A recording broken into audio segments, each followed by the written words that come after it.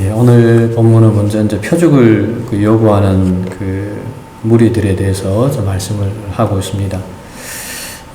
앞서서 이제 예수님께서는 이 오병이의 표적을 이제 사람들에게 보여주셨습니다. 이제 그들이 빈 들판에 이제 먹을 것이 없어서 어려움을 당하고 있을 때에 이제 물고기 2마리 또 보리떡 5개로 5,000명을 먹이는 그런 기적을 예수님께서 베풀어 주셨습니다.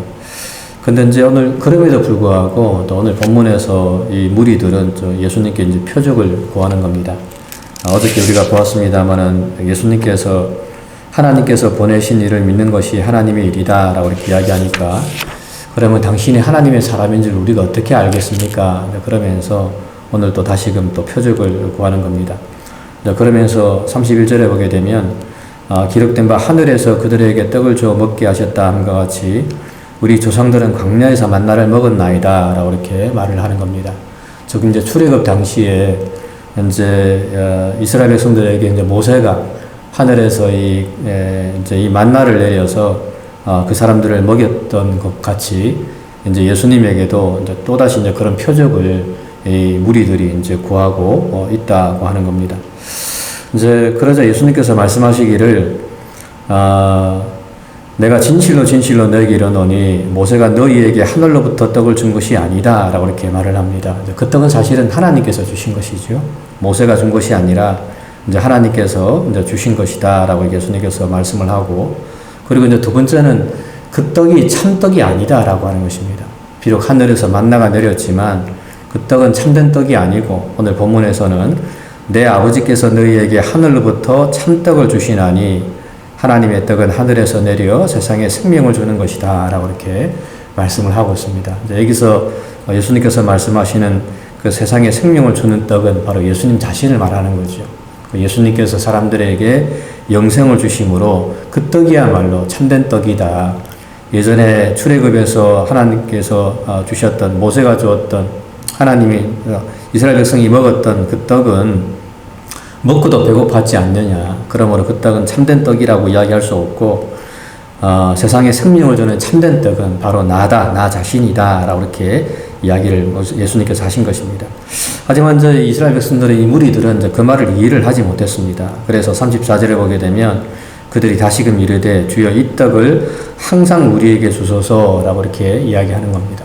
예수님께서는 이제 영적인 떡을 말하고 있는데 이 무리들은 계속해서 이제 육적인 떡을 이제 요구를 하는 겁니다.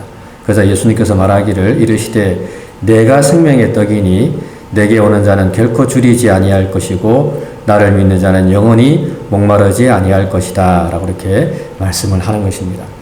그러면서 36절에서 하지만은 그 무리들이 사람들이 내가 너에게 이르기를 너희는 나를 보고도 믿지 아니하는도다 라고 이렇게 말씀을 합니다.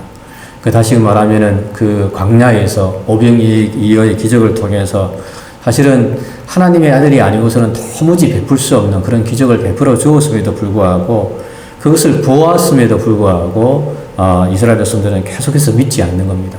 믿지 않으면서 계속해서 또 다른 표적을 계속해서 요구하는 것을 볼 수가 있습니다. 그래서 예수님께서 너희는 나를 보고도 믿지 않는다 라고 이렇게 책망을 하고 있습니다.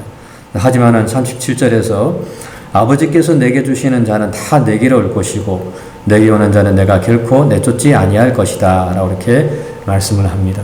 다시 말하면 그 표적을 보고 예수님을 보고 주님께 오는 사람은 특별히 이제 아버지께서 내게 주시는 자가 다 있다고 합니다. 그런 사람은 다 예수님께로 오게 될 것이고 그리고 또 내게 오는 자는 예수님께서 결코 내쫓지 아니할 것이다 라고 이렇게 말씀을 합니다.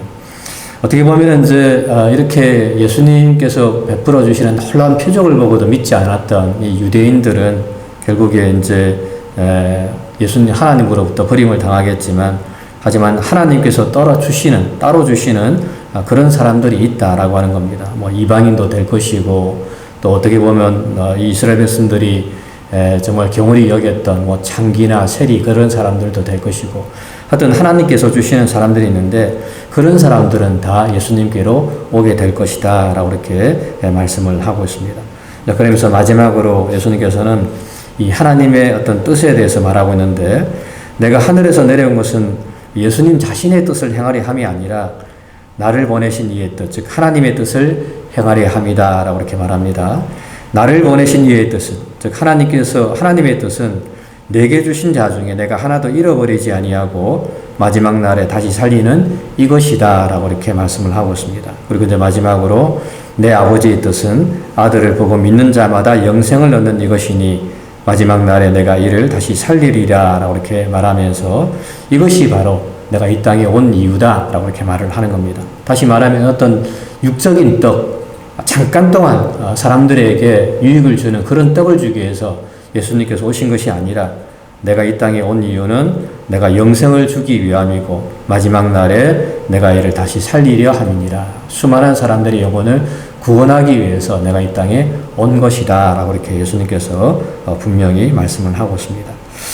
오늘 이 본문을 통해서 오늘 우리에게 주는 교훈은 예수님께 나아가는 자는 누구든지 다 영생을 얻을 수 있다라고 하는 것입니다. 유대인들이 내세우는 어떤 혈통이나 어떤 지위나 조건으로 인해서 우리가 구원을 받는 것이 아니고 어떤 상황이 있든지 간에 그 사람이 이방인이든지 간에 창기든지 간에 세리든지 간에 상관없이 정말 누구든지 간에 주님께 나아가는 자는 주님께서는 결코 내쫓지 않는다라고 이렇게 말씀을 하고 있습니다. 자, 그러므로 오늘도 우리가 주님께 나가야 되겠죠.